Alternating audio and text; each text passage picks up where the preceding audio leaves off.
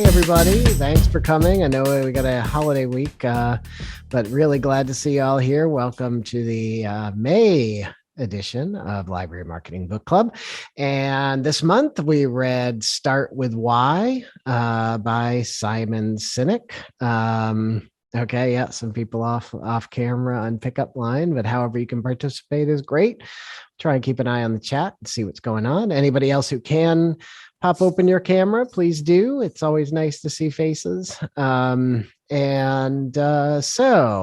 I am sharing a screen right now. This is from the book. Well, this isn't actually from the book, but this concept is from the book.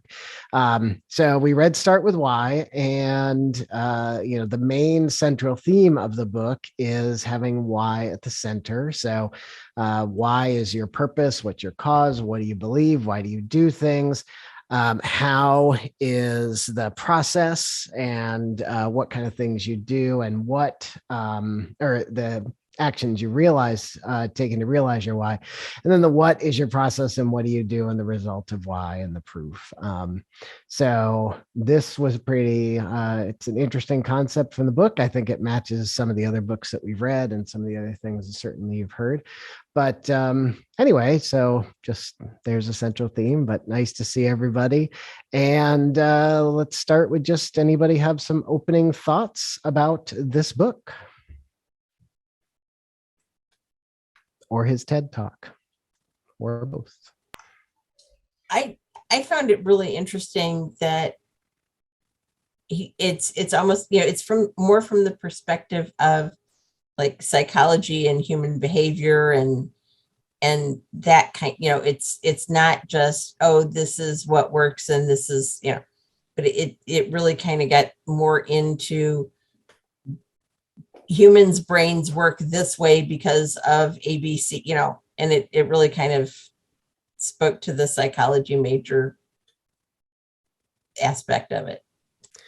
Yeah, he actually says that he was an anthropology major. So pretty interesting that he ended up being maybe not that he ended up being a significant business and behavioral type coach.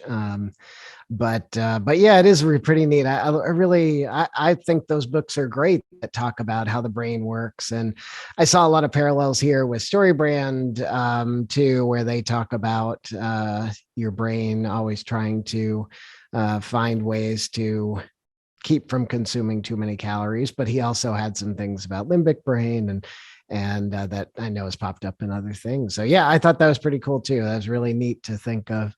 That's how we developed this whole theory. Yeah. So what else, Victoria? Yeah.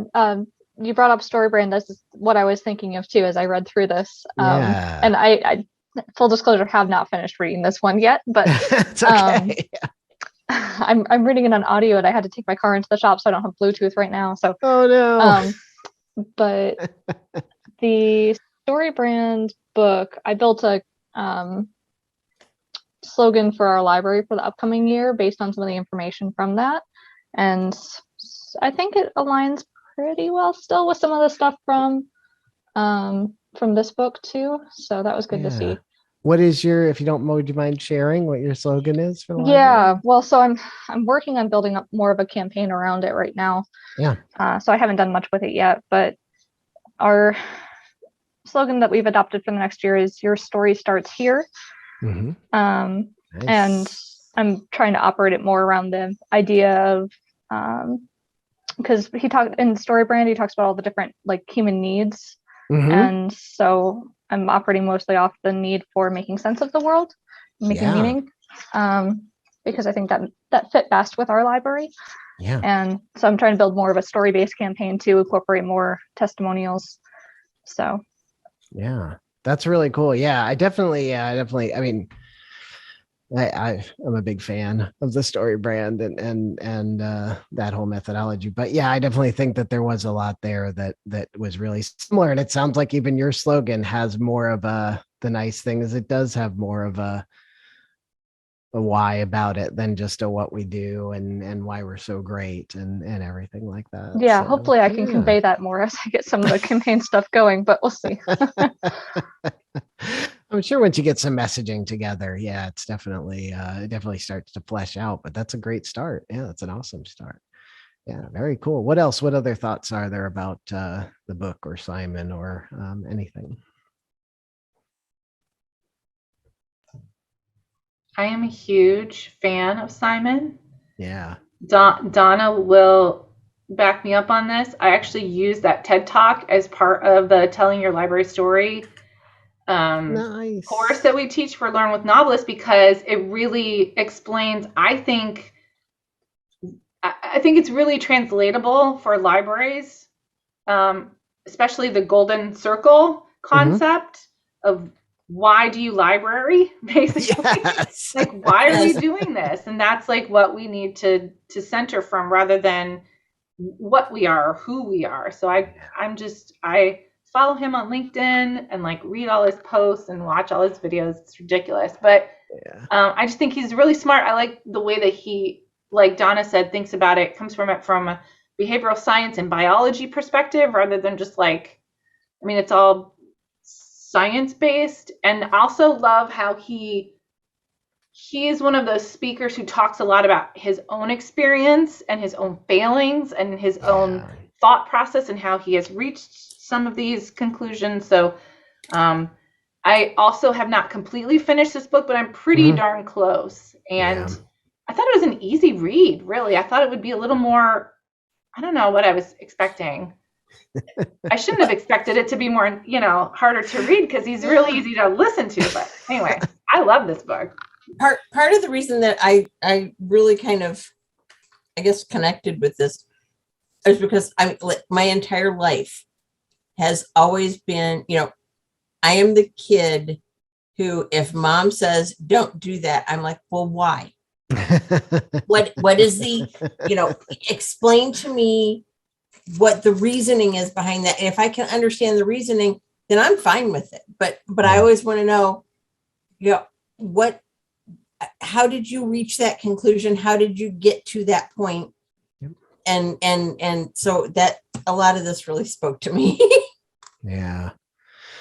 No, I definitely feel that too. I think that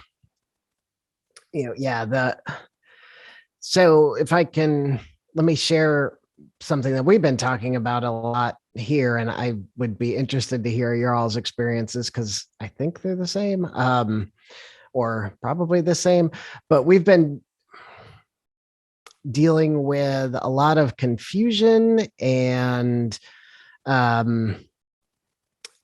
from the people in the library that we work with about what kind of things that we're here to provide. We're getting feedback through some of some other people. It's like some of the administration, we're getting feedback that some people in the library think that they're not clear on what our strategy is for how we market.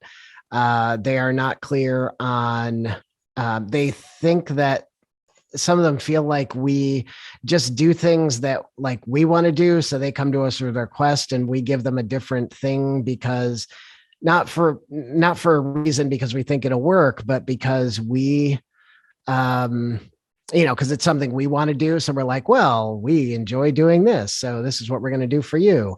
And we also get some feedback.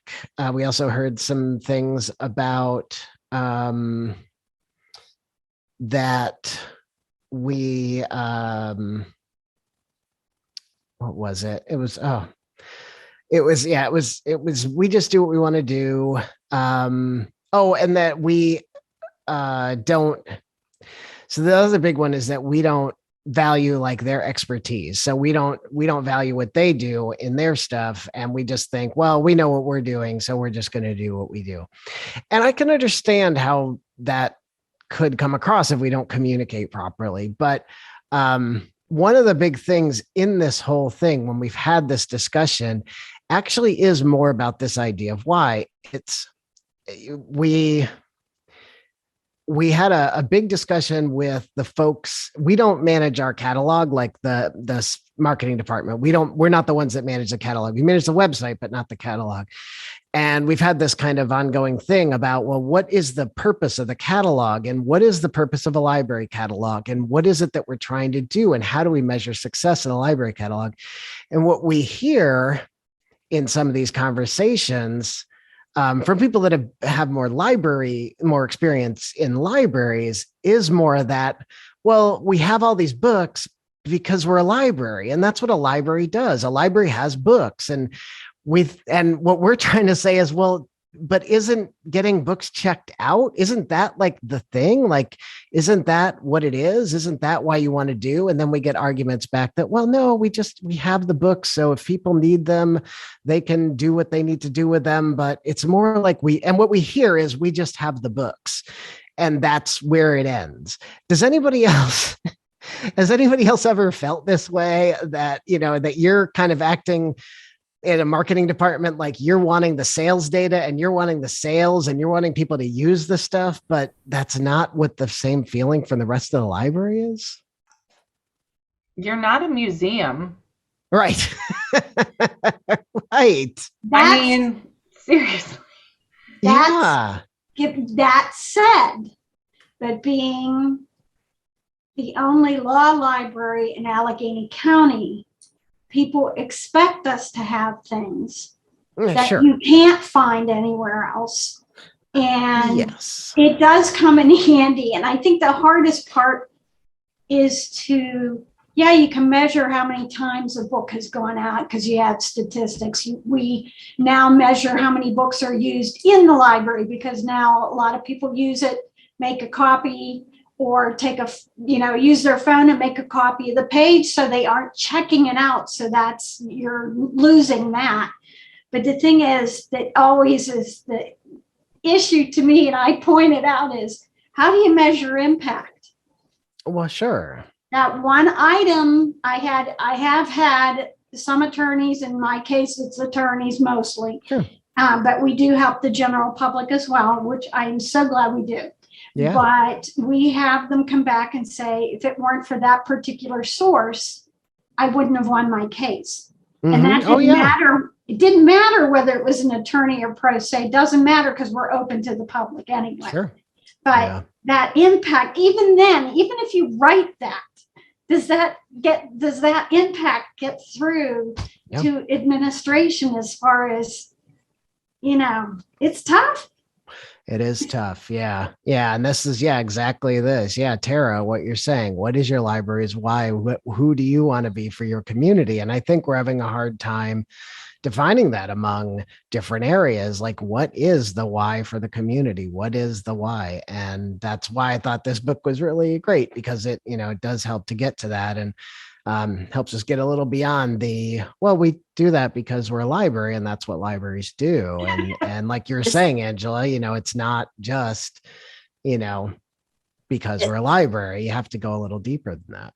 This conversation reminds me of a movie that I've seen several times, but the guy gets sent to basically work in this library in this third world country. And the library is little more than a 20-foot by 20-foot hut. Mm-hmm. And he walks in, and it's just this room with all of these empty shelves. And he says, well, wait a minute, this is your library, where are all the books? And the local person looks at him and he says, well, they're with the people, of course. That would be great. The people have them and they're using it. We get the books and they come and they take them because we're a library.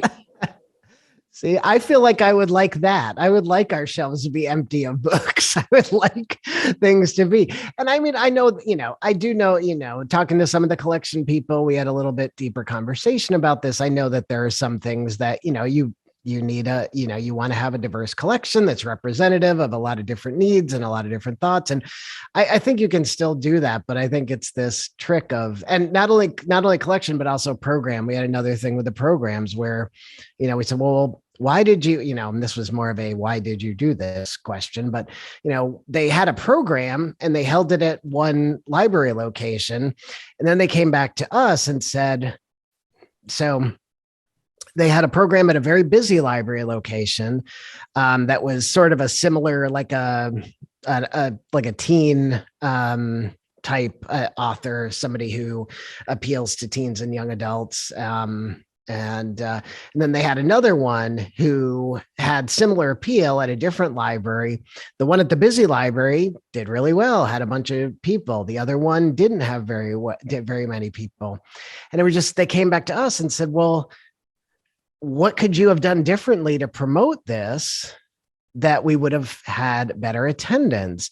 And I don't think we're totally absolved of any, doing anything. But we realized when we were talking that the hard thing was that we didn't know why they chose that program for that location. The other program was actually a lot clearer because it was somebody who works for National Geographic Kids. And, it was clear that was why you would put that, why you would have that program, why do you do that? But then this other one, it wasn't really clear what the purpose of this particular speaker was, even though they were fantastic. But to us, we just didn't know. So these are some of the questions that we've been dealing with, and I feel like I'm you're all my therapist, but I'm curious to hear what your other experiences were. And yes, Tara, that's right. If they were passionate about it, yeah.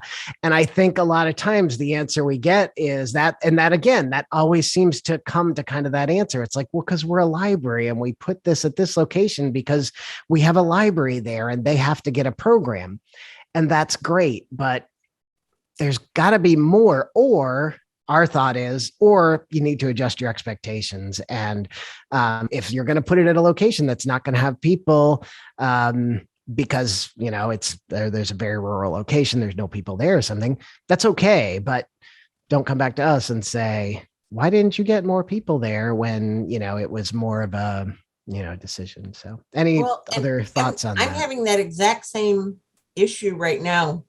Yeah. Because I have a program that's happening a week from Thursday, and it's at one of our more rural locations. Mm-hmm. Now, that said, that rural location is 8 miles down the road from where our district headquarters are. And it's 12 miles down the road from the most populous branch in our district. Yeah. So it's not like, I can drive from where I am now to that library in 20 minutes. It's not like it's way far away. Right. And it's a fabulous program. Yeah. But I still don't have anybody registered for it. Yeah. And it's at that library because right now we're in an area where just across the river from us and just south of us, the counties are both in high transmission. They've reached high transmission status. We're still in medium transmission status, but that particular branch happens to have the largest meeting room available. So there's lots more room to spread out and be creative. And it's a hands-on arts and crafts kind of workshop thing. And I don't have anybody signed up for it yet. It's driving me nuts. Sometimes it's just right. Sometimes when you make those decisions, it's frustrating, but I think sometimes it's, it's okay. I mean, it's okay to just set those expectations. Victoria, did you have?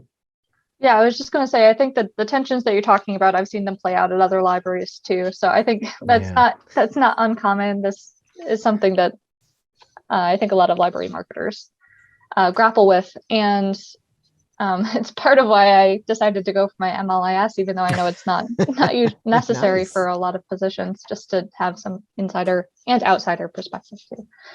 But I'll note too, I think it's one of the interesting things about library marketing is that you're marketing not just for your customers and not just to create sales, but you're also marketing to ensure that your library can continue to be successful and work for millage in a lot of public library scenarios. Mm-hmm.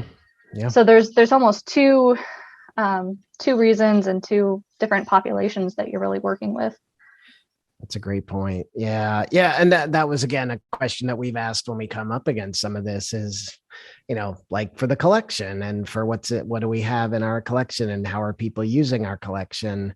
How would you take that and bring that to a city council to say, hey, we need more money because of this? Like, we just can't always expect people to go, oh yeah, the library's nice, and the library's great, Yeah. and sure, we should give the library. I mean, there's always going to be a sure, we should give the library money, but it'd be nice if there was and sometimes there's even this, we have to give the library money, but I don't know, it just feels like sometimes it's easy to kind of put that, it's easy to kind of hope that continues rather than prepare something that continually shows people what you're doing. Like you said, Laura, it's the impact. I mean, it's a challenge to show the impact, but with showing stories and telling stories about people and getting to like what is the why for the library, I think is pretty good. So I thought this was pretty neat. Lori, yeah. A couple things that just right from the beginning when you said why do you exist? We even had administrators say, why do you even exist? So, I mean, you have to get to that very basic level and work from there. And why I think it's good to re-examine what you've done in the past. Does it work? Does it not? And don't beat yourself up if it doesn't. My favorite story, I was in library school undergrad, and we visited different libraries, and it was a public library in Pennsylvania. And they had a program on Super Bowl Sunday. And she said, well, we're not going to do this again. And I'm thinking, well, you shouldn't have done it in the first place. I mean, it's like, I don't even know if it was a local team was in it, but it was like, you already have, it's even worse now than it's ever been, I think, as far as conflicts. Somebody had a fundraiser here at our library a few weeks ago. There were 2 other law things going on that same night. It was just unbelievable. But it's also very difficult to keep track of what other people are doing and try to avoid those conflicts as well. Always hard. So it's not like there's a community calendar that you can check and see what's going on. It's kind of frustrating in a way, but I don't want to take that on. I don't know anybody else does.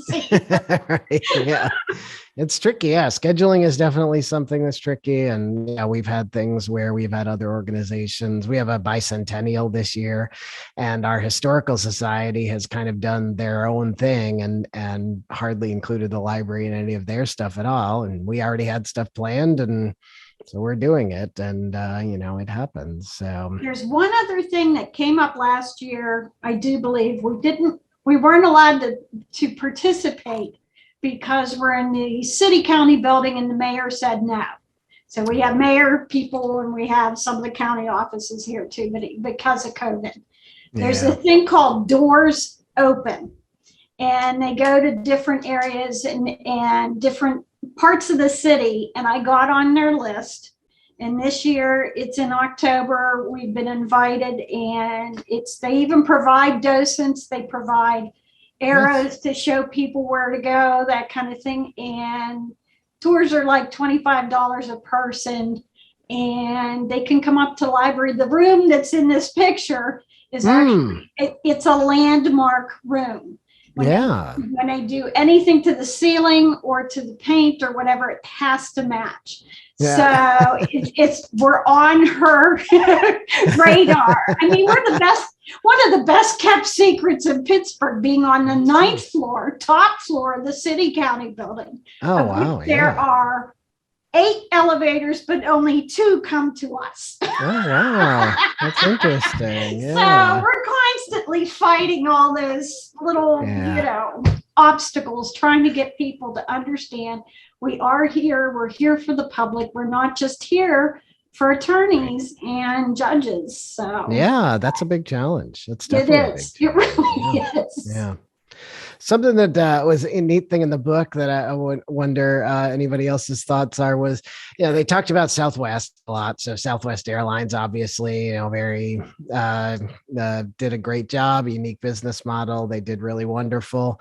And then they had, then he gives the example of Song and Ted, the two other airlines that decided to kind of do what Southwest was doing and had their big flops. And, that was I thought, and I wonder what, I'd love to hear anybody else's thoughts about this, about how, you can copy what others do, but if you're not doing it with that same passion, that same reason behind it, it's just not going to work. And I think we see that sometime in libraries. I think there are great things to emulate from other libraries. I think there absolutely are. But not just because it's a library.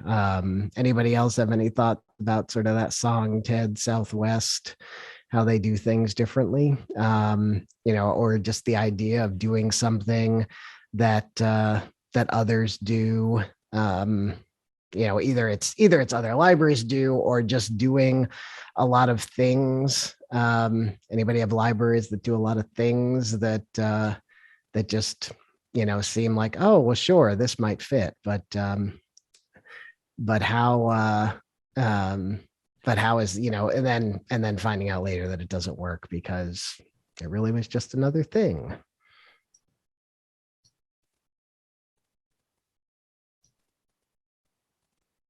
There wasn't much of a question in there, but, but I am curious if anybody's seen that. Anybody's seen any examples of, or have an example of something that you did that somebody else emulated that may not have gone as well or may have gone differently. Yeah, Lori. And well, it's kind of along this line, but not exactly. So please excuse that thing, a little bit of a jump. But what's interesting is I met with Carnegie Library of Pittsburgh's Civic CLP.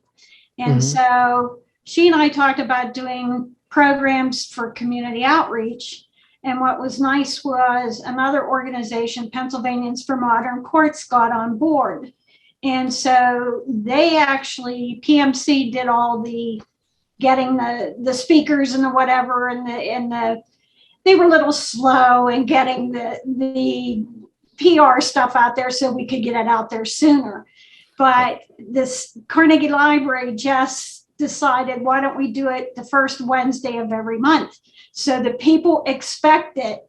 And we're going to be doing more this fall. We're off for the summer, but I think we'll end up doing the same thing. And some programs were had more attendance than others. I don't know. And we're starting to do some hybrid ones, although since our transmission numbers are going up in Allegheny County too, I don't know how that'll work, but at least having hybrid, that gives people a choice. Yeah. So, but it was kind of interesting how some programs were very popular, some were average, but I think the fact that we're going to continue it, I think that's going to help.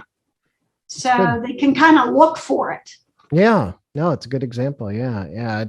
It's great. It's great to do things with some regularity. That certainly can help to do some things like that. So yeah, I think that's pretty good. But the other thing I had the note about that I thought was that if anybody is this, so it's the Shackleton. So if you haven't read the book, it's so Shackleton, who had was it Alaska or where was it? Was it the North Pole? I think it was the expedition to the North Pole. It was was it the North Pole or was it the South Pole? Was it the South Pole? I don't know. One of those poles. It was cold. It was very cold. but this was kind of neat as the, men wanted for hazardous journey, small wages, bitter cold, long months of complete darkness, constant danger, safe return, doubtful, honor and recognition in case of success. So, this was really interesting because it's a want ad with the why behind it and not with the how or the what. And some cold place. I'm curious, how do your libraries or your cities advertise or your whoever advertises? Because ours does not do anything that is certainly anywhere close to this. I mean, this obviously is pretty amazing, but we do the same. We advertise the what and we advertise the how. And our city actually, they lead with, how would you like to have this many days off every year? And it's all about those benefits of time off is like just what leads. And it's like, really, is that how we're going to attract the best people to our library? The people that have the best fit for the library is just the people who want the time off. So anybody else have any experiences like this in your libraries? I know it's an HR thing, not really a. Yeah, I think a lot of libraries use very formal language in their job openings. They use formal language a lot of times in a lot of their stuff. Yeah. Yes. And definitely. Like our job openings when I was working in Cincinnati were, if you printed them out, I'm certain they were pages and pages long. And I know like you said, it's an HR thing. They're like trying to cover all of their bases, but my Lord, like who wants to apply for this job? You've got like 45 of things you're going to have to do. And you're like, no, thank you. Yeah. And we wonder why we never get any applications. We're like, we only got a couple people we could choose from. So we just went through earlier this year, we went through a big round of hiring. And if you went out to our website and looked under the job openings, it would say, okay, we've got this position, this position, this position. And then there was a link to like the PDF of what the board approved as the job description. Yeah. And all the boy. With that position. And it's like, okay, really? Yeah. Yeah. And we have gone back to the board and like had job descriptions changed. Yeah. Because, it's like, well, this person got hired for this, but now they're doing this and this and this. So we have to include that in the job description. So yeah. I know, it's wild. It really is weird to see all this stuff. And yeah, like you said, Angela, the formal language, I mean, feeling like we're a library. Ooh, I want to see this. Feeling like we're a library. And so we must have to speak so much higher and highfalutin than everybody else.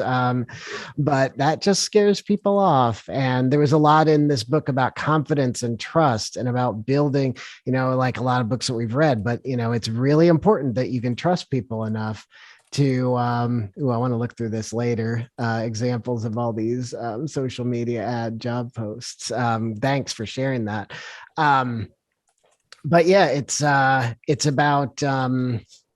about building the confidence and building the trust. And something that I heard recently was about and he talks about this actually. So there's a couple of parts where he talks about Colgate, and Colgate has 32 kinds of toothpaste to choose from.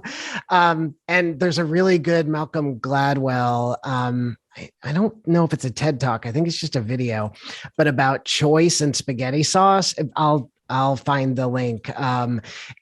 It's awesome. It's the same idea though. We tend to want to give people more choice. And again, just likening it to some of these discussions about the catalog, we want to give people more choice and more things, and it's great. Okay. We have an explanation of where Shackleton was looking for. But it's great that, that people want to offer people a lot of choices. And that's what we do as libraries. We offer people a lot of choices, but what people want, it's great to have that, but they don't want more choices. They want to be confident in the choices that they make. So, and I think that was really clear in here with some of the things, is that people want to be confident when they make a choice that that they are choosing the right thing, that they are, that they're going to walk out with a book or a few books that they're actually going to like. We don't just, yes, there's browsing, but even that, you have book covers that help people kind of tell you what choice you're going to make is better. So there's just a lot going on with that. And I thought, again, the more you can get into the why, the better. Victoria, did you have yeah, something? I was just going to say that's so true. As someone who's like currently in the wedding planning process too, I'm making like all my decisions based on, does it click? And Lots as a young of person choices. too, like I've grown up with the internet at my fingertips. So I'm always able to search and figure out what the best product is and do that research in the store to determine, nope, I don't want to buy this in the store. I can get it, $10 cheaper online, or there's another product that actually would be better and has better reviews. And it makes such a difference on our habits as consumers. Yeah, absolutely. Yeah. Oh, yes. And in wedding, there are many choices, many things. So you want to feel better that when it's that day that you've gotten all the right information to make the best choice. So when is it, Victoria? That's an interesting thing too, because I think that's a service that libraries can offer, is helping people with that research element and finding reliable sources. Okay, so Victoria, at this point, I have to ask, just because it's been in the news lately, wedding dress, white or black? Like an off-white. Okay. Nice. Yes. Champagne. Can I go with the black? Very no, nice. no. Yeah, I do black. appreciate Ooh. it though, and I love when people go with like fun colors too. Yeah, that's a bold move. Yeah, I haven't quite wrapped my head around black wedding dresses yet. Hey, whatever. Yeah, the more important thing for me was the pricing and buying it from some place that I liked. So I got mine resale from a place that all the proceeds go towards cancer funding. So that is awesome. That is great. Oh man, that is so cool. When is the wedding, Victoria? When is the date? July 22nd. Holy cow, coming up. Yeah. Yes. Oh, very the most important choice is the groom. That's true. And I don't mean earlier. Tongue in cheek. The rest is just icing on the cake.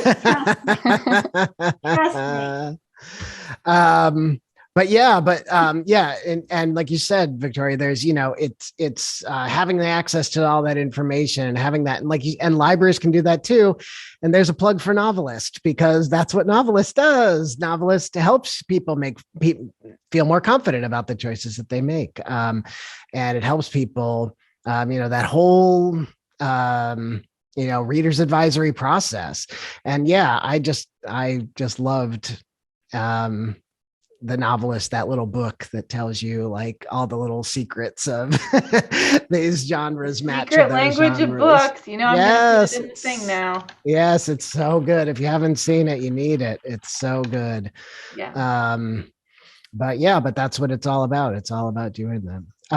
Angela, do you think that, Cincinnati, or Public Library, Cincinnati, Hamilton County, seems to be like a very successful library and and kind of gets a lot of accolades. At least, I don't know, that's what I see from the outside.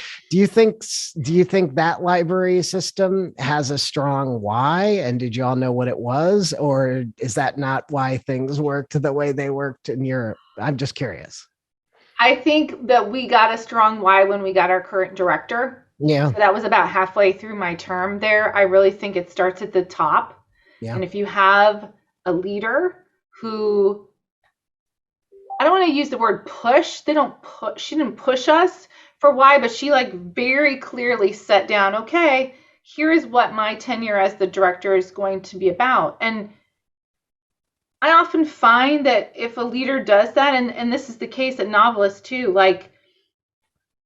I'm a very go with the flow kind of girl. So mm-hmm. I don't care whatever you want to accomplish. I'm here to help you. But even the people who have in their own mind, like you were saying, this is what we think our library is and don't tell us what it isn't. If you have a leader who very clearly states, yes, and we're also going to do these things. These are our whys now. The transition to getting people on board with your marketing strategy and how you approach promotions is a whole lot easier. So when I hear you talking about the struggles that you're having right now, and you're not alone, because like this happens all the time in libraries and other organizations. And out of libraries, newsrooms also are a chaotic mess if you don't have a good leader. Like that's the thing. Yeah. So I don't know how you feel about your director and your senior leadership. Oh, yeah. But it might, if you're comfortable talking to them, it might be worth sitting down and being like, here, I'm trying to help. And here's the pushback I'm getting. And I'm wondering if we can work together to make it really clear. And you almost have to do an internal campaign. That was another thing that we did. They also got an internal communications person. And her whole job, she like literally sat in every single meeting and then came out of it with a very clear like message about this is why this committee is doing this work, or why this department is doing this work, and how it ties into our strategy. So that's great. Thank you. I felt that's really important too, is the internal communications. And like you said, it's an internal campaign, and taking some of these things that we learn and look at, and we do have monthly strategy meetings in our department.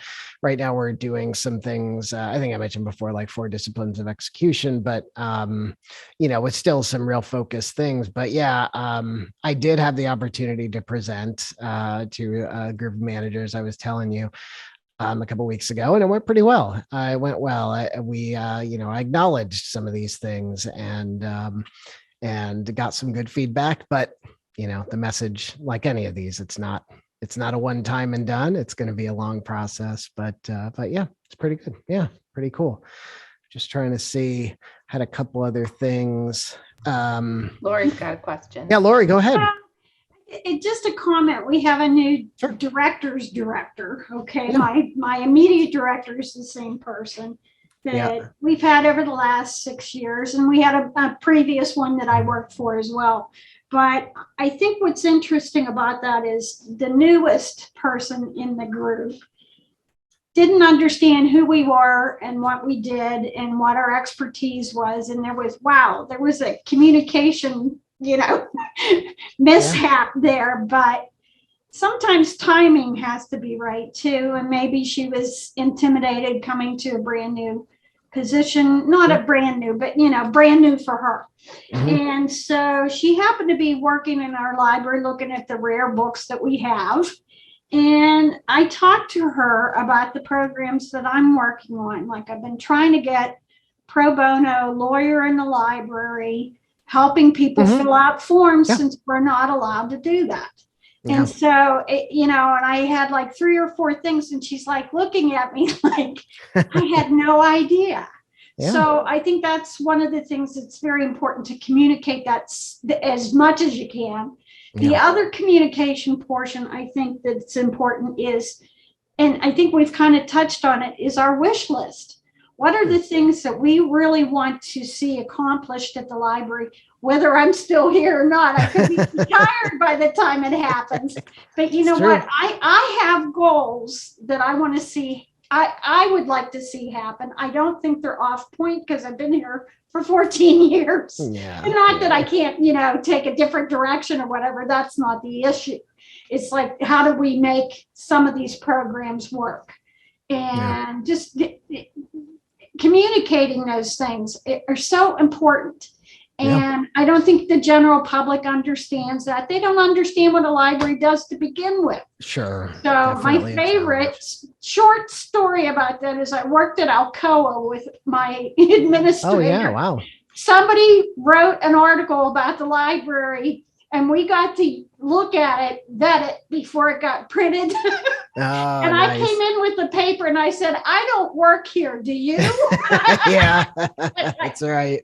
That's right. Totally we're clueless, but it gave us a chance to help people clue them in at what we do. We don't just read books and check out books. We really are very active in what we do. And it's not that. It's trying to communicate that without pushing that services is what we do too. Right. This is why we do it. I think is maybe the why is what's missing. Yep. I agree. Yeah, I think definitely. I think it's a big thing. Yeah. I think that yeah, I like that. Yeah. And there was the example in the book of the stonemasons and one who's like, yep, this is my job. This is what I do. I'm building this wall. It's probably going to be done, whatever. I make money. And then the other one is like, I'm building a cathedral and it may never be done in my lifetime, but that's my purpose. And that's why I love coming to work. And yeah, it's finding that's really important. Yeah, there were a couple other things in there. It was really neat. There's a part kind of early on where they talk about the golden circle and Apple, how their message could look differently if they weren't. So it's we make great computers. They're beautifully designed, simple to use and user friendly. Want to buy one versus everything we do. We believe in challenging the status quo. We believe in thinking differently. The way we challenge is by making our products beautifully designed, simple to use, and user friendly. So they lead with that, and I thought that was just a really nice example and something that I think we could all use as a good guide to strive for. Anybody else anybody else think of anything when you're thinking of your messaging or anything like that? Any other comments about the book or any other thoughts about it?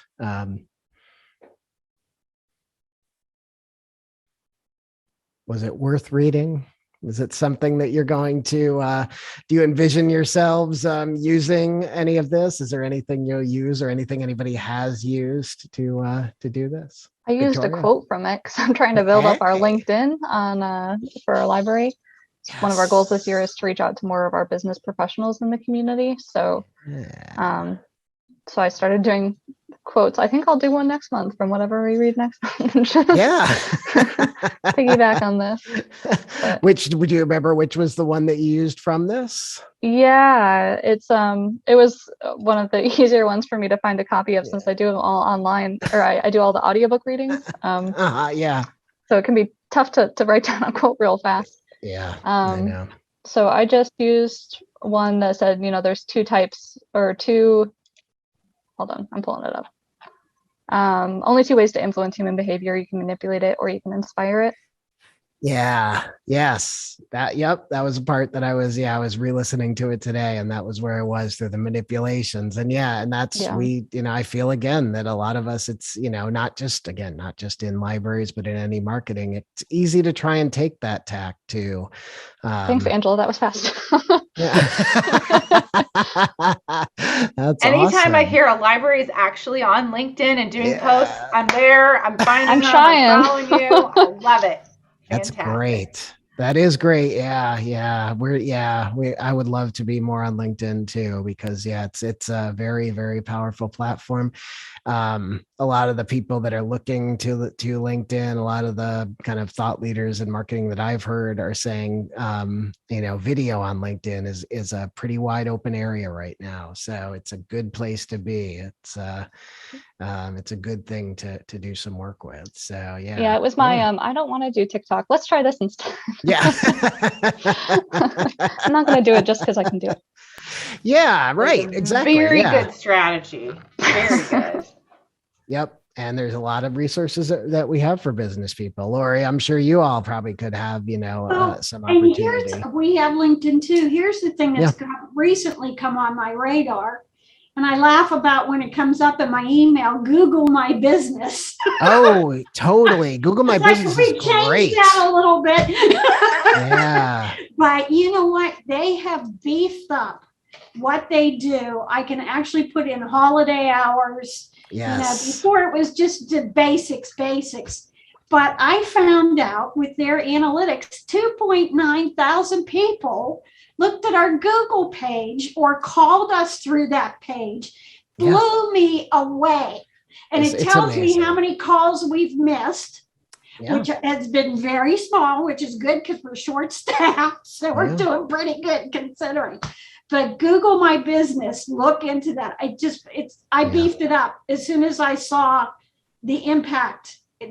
That wasn't even on my radar other than just, a side thing that I put a program or hours, directions, that kind of thing. But now I have services there. I have other things there. It blew me away.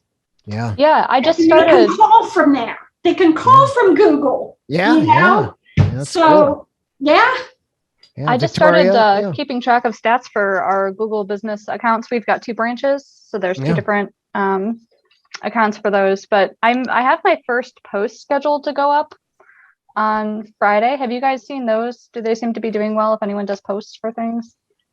They can do okay. I mean, people are, it depends on how they're showing up. I think there may be something coming soon with Google where Google My Business is going to really be more integrated just with like the Google Maps page. And I think you'll be able to tell better what it looks like. Right now, it's kind of hard to tell what it's going to look like when somebody looks it up. But I think posting content is there. I mean, we get, we have a lot of locations, but we get, I would say, we have 21 locations. We get 3 or 4 reviews every week. And, we just talked about like when we have an emergency closing right now, what we've been doing is we've been posting it on social, and we're talking about that. We're like, that's really not where people are. I mean, people, you can throw that up in front of somebody's face and they might see it, but that's not where people are looking for information about your hours. They're looking for more information out on Google. So yeah, I think, you're right, Lori. Get your Google business page, claim those pages. And yeah, Victoria, try posting, see if you get any interactions, and just, try some different things. I would use the same guidelines. I would recommend using the same kind of things you do for social media. Use images that you're going to get more, views with images. But I mean, when people are looking for your library, that's where they're looking. A lot of it is. Yeah, that's a great thought with the cancellations too. I'm trying to work out a plan right now we're doing most of our summer stuff outdoors, and yeah, our website is not in a great state right now. So we're in the middle of kind of transitioning that over, and I don't want to direct people there right now while it's under construction. Right. So, so we have people Google. going to our social media or calling us, but I love the idea of throwing it out there on Google too, because that is where people are going to. It's where people are. Go, that's where they go to find our website. So it is right. Yeah. We did a program on protection from abuse last November. I got an email saying 226 views. Wow, that's good. So, I mean, it's like, and they throw the information at you, which is great. So, and this was a program. So yes, put your program on there. Definitely. Yeah. Give it a try. See how it works for you. That's great. Well, we are just about out of time here. Thanks everybody. I had a great time. Hope you all did too today. I think this was another really good book. Next month, the book is The Secret Lives of Customers. It's I can't remember the subtitle, but it's like a detective story about branding and marketing and statistics or something like that. But it looked really interesting. So Victoria, select a number between 1 and 8 for who's going to get a copy of the book this time. I'll go with 3. Okay, and 1, 2, 3. Kirsten Weaver. So Kirsten, it's been very quiet. I hope you're actually there, but you were in position 3 on my screen. So yay. Yes. Oh, that's right. You said you couldn't be online, but yeah, our meeting next month is third Wednesday or third Tuesday. Hang on. Let me get a calendar. Or fourth Tuesday rather. So next month we are on the 28th. So hopefully y'all can make it 28th at 3:00. We're still on this. Oh, don't have a mic. That's okay, Kristen. Thank you very much for being here. So the 28th will be at 3:00. We'll be reading that book. We'll see. I did try and get Simon. Unfortunately, he wasn't available. That would have been amazing. But I will always try and get the authors. And yeah, she'll be back from ALA by then. Yes, right. Yeah, because ALA is mostly the weekend, isn't it? Is it mostly it's Saturday and Sunday? Yeah, I'm flying back for Monday night, so I'll be here Tuesday. Okay, that'd be awesome. That'd be very good with lots of stuff in your head from ALA. So, I was going to try and go this year. I don't know if I'll be able to get it, which is a bummer because I really would like to do more. I love the marketing conferences, but I want to get like we were talking in the beginning, like Victoria, I want to get more into the library side and know more about that, because then we will know more about it's not just, or we'll know more about behind the why of the library, or behind the because we're a library. So thanks so much, everybody. If you have any questions, suggestions, anytime, please let me know. Otherwise, I will see you all next month and see you online. Goodbye, Thanks. everybody. Bye-bye. Have a great holiday weekend. Yes, great holiday weekend. Thanks. Bye-bye.